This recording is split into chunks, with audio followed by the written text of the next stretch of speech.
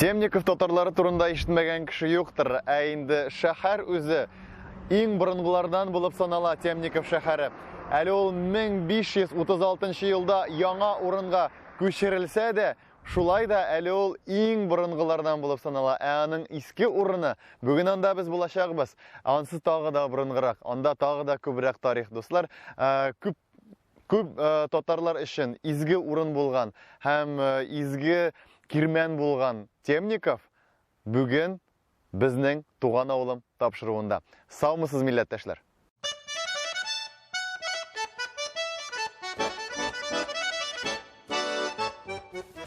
Татар милләтенең тарихын Темниковтан башка күз алдына китерергә мөмкин түгелдер.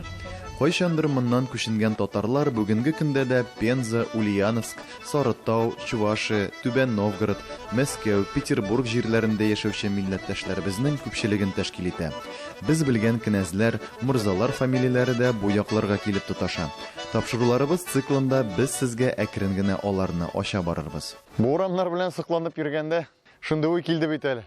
Бу ылыгаюның бер галәмәтеме соң, менә ниндидер иске әйберләр эшли башлый, иске биналар, ниндидер шундый тарихи һәм менә шундый шәһәрләр үзенчәлекле.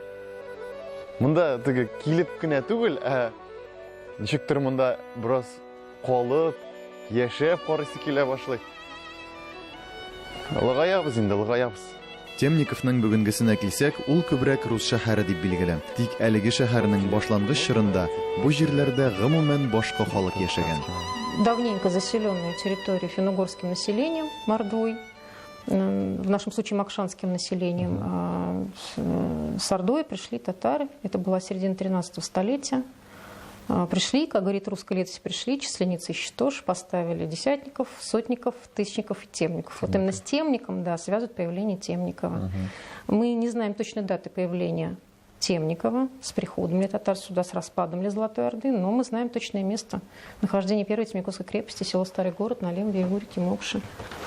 Вот здесь на схематической карте можно видеть Старый Город и перенесенный на правый берег реки Мокши Темников. Мы знаем точную дату перенесения Темникова, это 1536 год. Из всех городов большой засечной черты, к которым мы относились, их было больше 40, а Темников имел свою особенность. Населяли эту крепость те же самые татары, получившие статус служилых татар. Вот эта категория населения, которая появилась в России именно с Темниковым. Это люди, которые за охрану уверенных им границ получали определенные преференции здесь. И первые поселенцы крепости – это служилые татары, первый воевода князь Еникей. Татарлар Темниковның якын тирә авылларында күпләп яши. Шуңа мәркәзгә килеп эшләп йөрүчеләр яки күченүчеләр күп.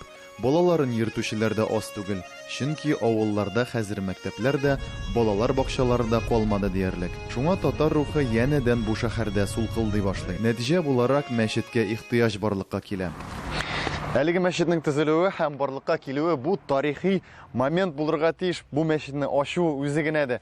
Чөнки Темниковның татарлар өчен бик мөһим җирдә мәчетнең ачылуы, моңа хәтле булмавы, бу үзенә бер тарихи вакыйга һәм менә монда да шәһадәт кәлимәләре язылган. Ла илаһа илlallah Мухаммад Расулуллах, Аллаһ Тәгаләдән башка гыйбадәт кылынырга лаеклы зат юк һәм Мухаммад аның илчесе һәм пәйгамбәре. Бу кеше бу сүзләрне әйтеп, кеше мөселман була, исламга керә. Ә инде без әлеге ишекләрне ачып, яңа гасырга, яңа эпохага аяк басабыз дигән сүз. Аллаһу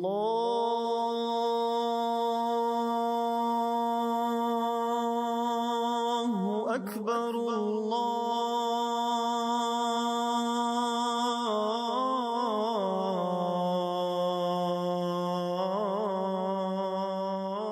Безнең вакытыбызда мәчетләр монда юк иде, и бабайларыбыз да ядлами качан Темниковта мәчет булган. А вот без әле елдык Темниковта татарлар күп, елдык решили төзергә яңа мәчет. Вот 11 ел инде төзибез. Алла бери бу елны должны бетерергә. Ә нигә шулай изак 11 ел буе акча җитмәдеме нәрсәме? Ну, кечерәгрәкне может тизрәк төзер идек. Ну, кирәк иде Темников все-таки. Иске кала, карт кала, яхшы мәчет кирәк. Төзибез. Кем государство булышмы? Үз акчабызга төзибез. Кем булыша, кем күп акча бирәле, кем килеп эшлидермен. Бик күп халык булышадыр. Питердан да, Мәскәүдән да, Казаннан да, Уфадан да. Темниковский татарлар köp весь Россияда. И келелер, кем экскурсияга келе, кем родословный излидер, келелер, багалар, мәҗет төзелә, булышалар. Булышалар köp.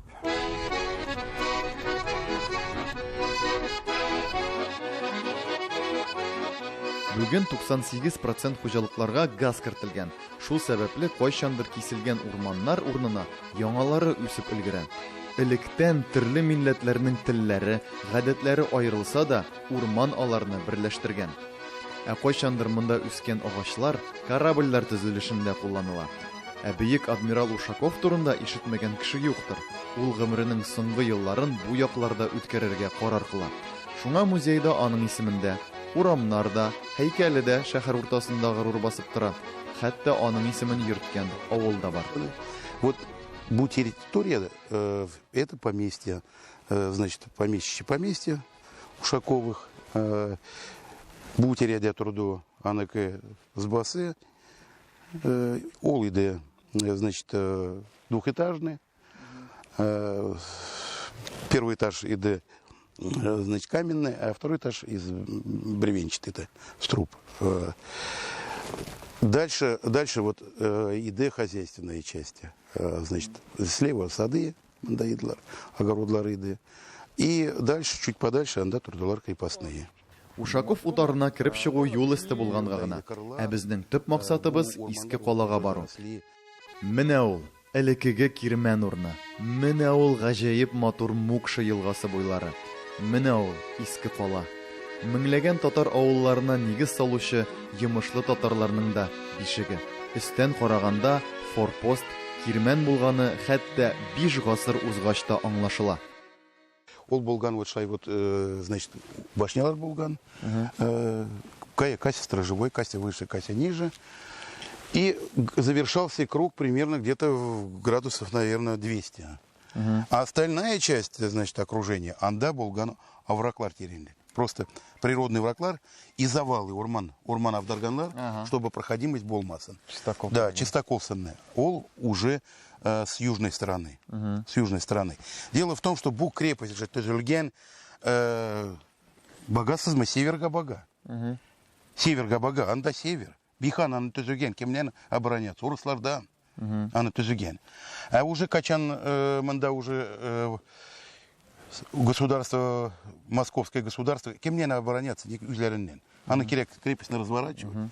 И авал просто не нужен был, да, и керек мәді. И аны перенесли уже, а теге як уже темников, яң урнада.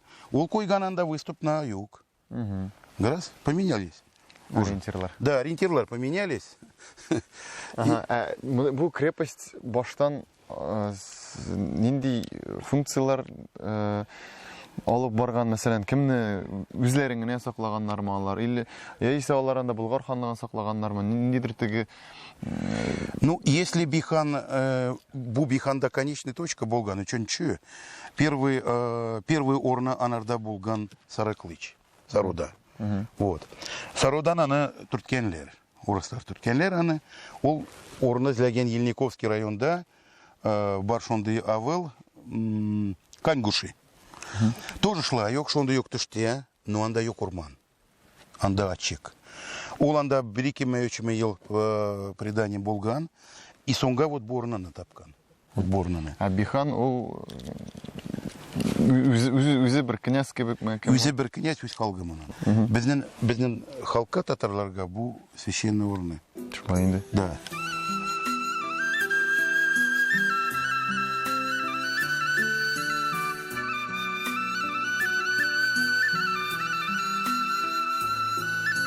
Бу җирләргә татарларның кайдан ничек килепләгүе төгәл расланган түгел. Әлбәттә монда Каспий диңгез буйларынан да килгән диләр һәм аннары Булгардан да күченгән диләр, монголлар яуларыннан соң. Ләкин монда иң кызыклары менә бу Россия империясының киңәйгән вакытлары. Яңа империя, көчле империя, әле генә монголлардан арынды дип әйтик. Инде хәзер үзенең ниндидер дәүләтчелеге барлыкка килде һәм әкрен-әкрен генә үзенең шикләрен зурайта. Һәм әлбәттә менә монда алар инде шиктә урнашкан темниковлар, монда яшәгән татарлар, алар әкрен генә яки тиз генә аларны алып үзләренә буйсындыралар. Бу инде 16-нчы гасырларның башлары һәм мондагы татарлардан йомышлы татарлар ясыйлар. Һәм йомышлы татарлар әлеге җирдән алып китәләр инде аларны менә бу Темниковка, бу иске шәһәрдән аларны алып китәләр Темниковка һәм менә шулай итеп үзләренчә үз көенә яшәгән халык, мордвалар белән бергә тату гына яшәгән, мукшылар белән яшәгән халык, төрки халык, ул әле Булгарга да буйсынмаган халык, Казанга да буйсынмаган халык, ул менә яңа империягә хезмәткә керә һәм бик оста һәм бик төпле хезмәт итә. Гасырлар тәсбих сыман тартылганда, бер кирмән икенчесе белән алышынганда, кылычлар 180 градуска борылганда, язмыш юллары да чуалып, буталып, бер-берсеннән аерыла. Тик Мокшы елгасына барыбер, ул ага да ага. Шул суга салынган кайгылар Иделгә дә барып җитә. Идел исә ул шанлы кайгыларны безнең күңелгә сала. Ә без бу йөкне күтәреп яшәвебезне дәвам итәбез. Безне көчле иткән бу йөкне киләсе буынга да мирас итеп бирәсе килә. Без татарлар иске калага кайтабыз. Хаман кайтабыз. Төмән каласы бүген дә исән. Аның диварлары әлеге җирләр белән элемтәне эзмәгән кешеләр. Без дә хәзер әлеге бөек кирмәнне калдырып китәбез. Ләкин монда хәтирә. Мондагы энергетика һәм мондагы тарих кала. Аның бер өлешен булса да сезгә җиткергән булсак, без бик бәхетле булыр идек. Әлегә сезнең белән сау булашабыз һәм киләсе очрашуларга кадәр дип әйтеп калабыз. Сау булыгыз, милләттәшләр.